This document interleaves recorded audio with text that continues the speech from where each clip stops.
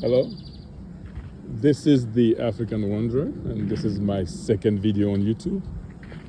It's a video that I'll make while I'm walking the ground of the Saint Joseph Catholic Church in Issaquah. I love Catholic architecture, and I'm a big fan of the way they integrate the gardens, the churchyards. Yeah, big fan of the way they do architecture. It's really beautiful. So when I need to think a bit, meditate, I just find the Catholic church or some good architecture to go to. So first of all, I'll start this video by thanking the 4 or 5 people that liked my previous video. Yeah, I felt honored to have a few people subscribing. It touched me, and I'll be as touched by the next one that's gonna subscribe and like my videos. I apologize for the errors and inadequacies of the previous video. It was a video about Sub-Saharan African cities, the black ones, and I was trying to give a perspective that explain them, give a better sense of what they are. In this video, I'll continue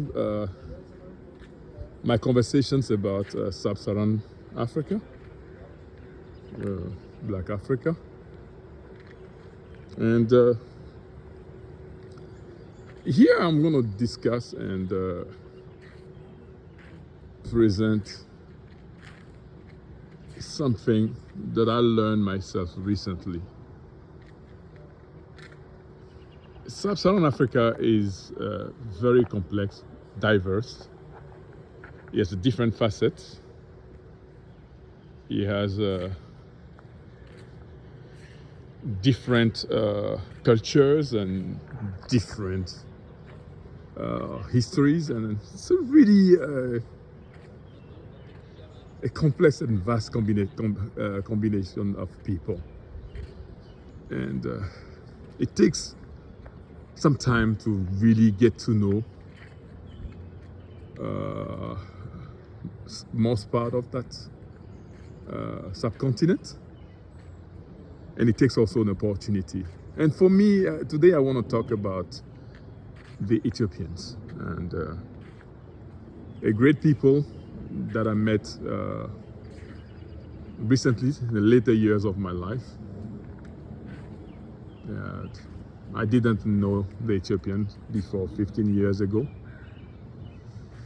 Okay, I heard about their history, and I've seen a few Ethiopians, but superficially from the distance.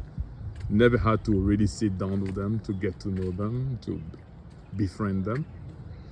And I got that chance recently, and it was quite a significant discovery for me. It taught me another aspect of Sub-Saharan Africa. For some reason,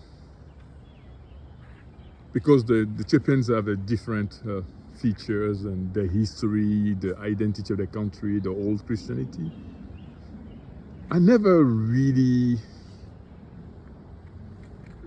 took the time to understand their place in the mosaic that Sub-Saharan Africa is. I never took that time. And actually, I think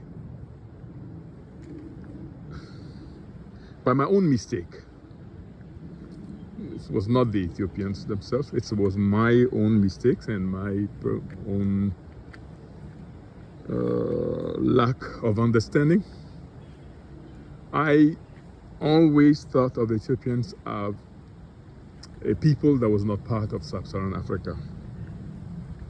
And I used to be a bit puzzled, because if you look at the way the geographers subdivided Africa,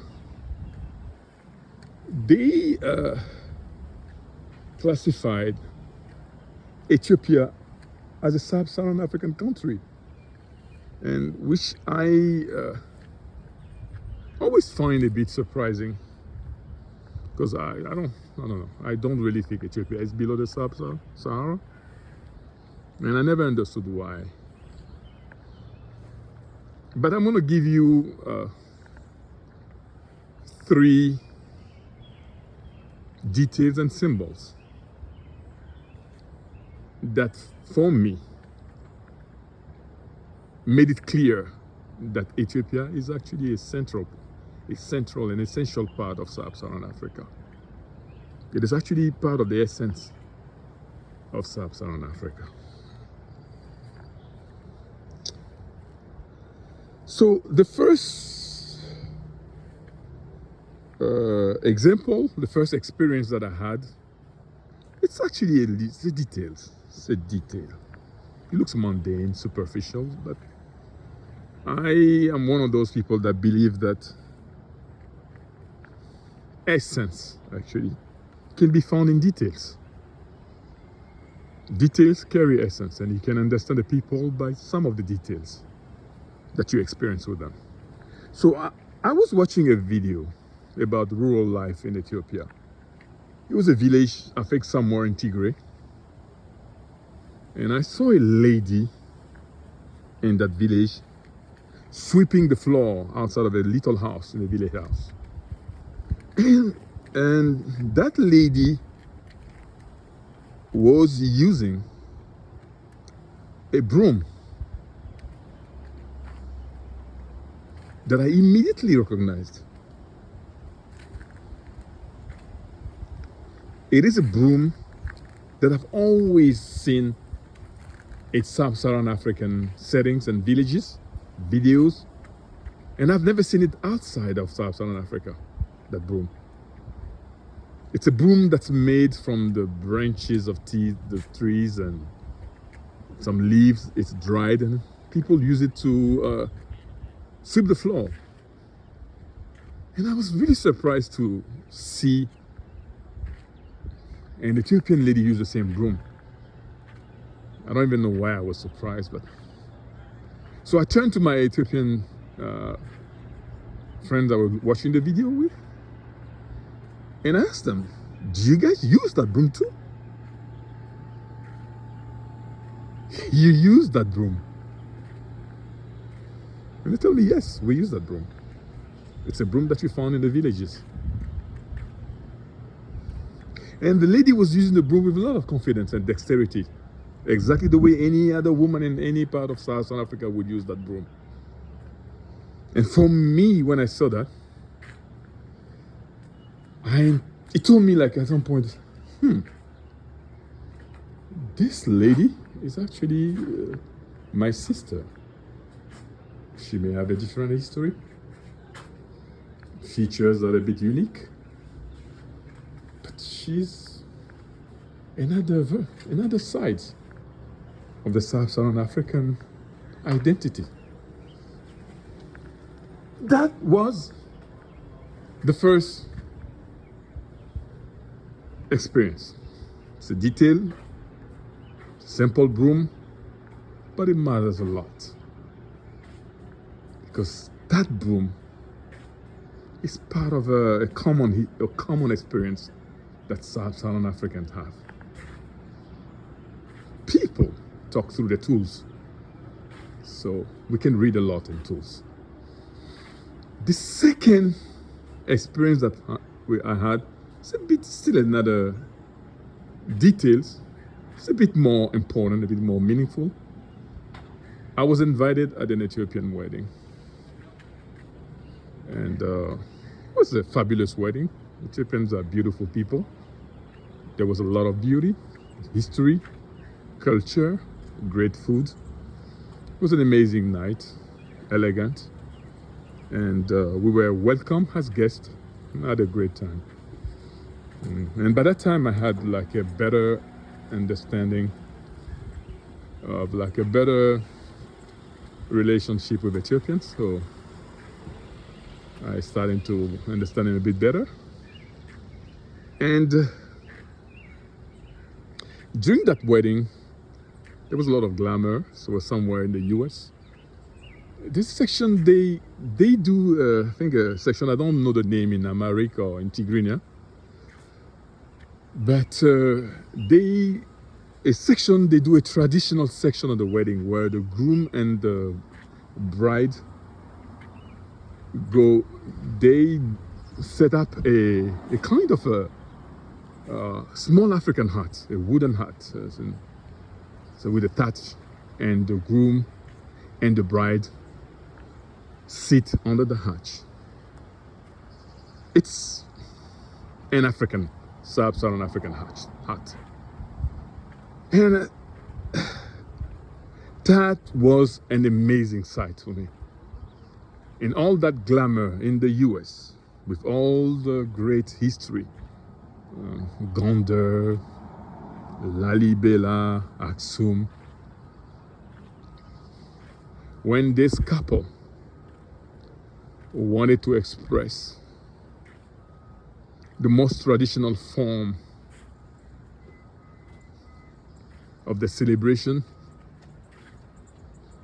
they resorted to African architectural form, Sub-Saharan African architectural form, the hut, the little hut. And this, for me, really cemented in my mind the place of Ethiopian and Sub-Saharan Africa. I remember I was a bit emotional. I was really surprised. I asked my Ethiopian friends, and I talk a lot about this experience. And I was always telling them, like, when you guys want to be yourself, you want to express yourself, you revert to a form that I understand very well and that I've seen that's part of me. So you essentially, me, you us, and I'm you. That was the second experience. The first one was simple, a broom, a tool. The second one was celebration, a wedding. The third one was, I have a hard time talking about it. It's a sad experience. I really feel the pain of all the family that suffered there was a civil war in Ethiopia between the Ethiopian government and the Tigray region. A lot of people died. It was a sad event, and it really makes me sad anytime I think about that. Yeah, I wish I could find a better example for today. And there was a lot of suffering during that civil war. And yet again, the Ethiopians reminded me of their place in Sub-Saharan Africa. When they needed to have a dialogue, they invited a relative, somebody to help them communicate, exchange, dialogue, and they invited a Nigerian, ex-Nigerian president, Obasanjo.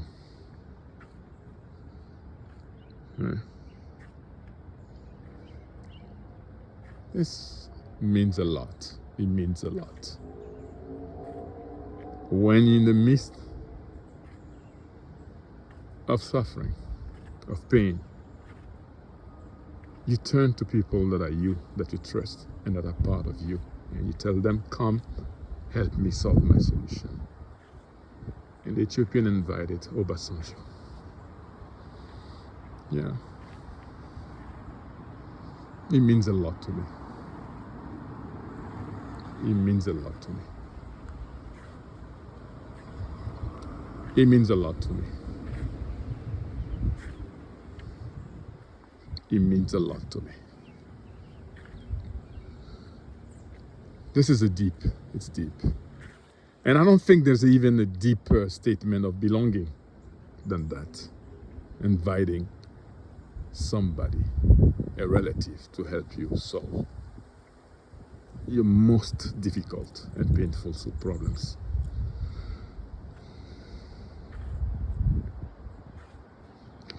And those are two details and one deep decision of the Ethiopian leadership, especially the last one. It really clarified the place of Ethiopia in Sub-Saharan Africa. Ethiopia is essential. It is the essence. And I understood why the African Union building is in Ethiopia. I understand now. I always confused me that the building was put in a place, in a country that I thought was so unique and so different. I was completely wrong. I can't imagine the building anywhere else. I cannot. And you should not imagine it anywhere else. Yeah. It has to be the land of those great Sub-Saharan Africans. A great people, kind, generous, open, beautiful, and cultured. That's my video for the day. Talk to you next time.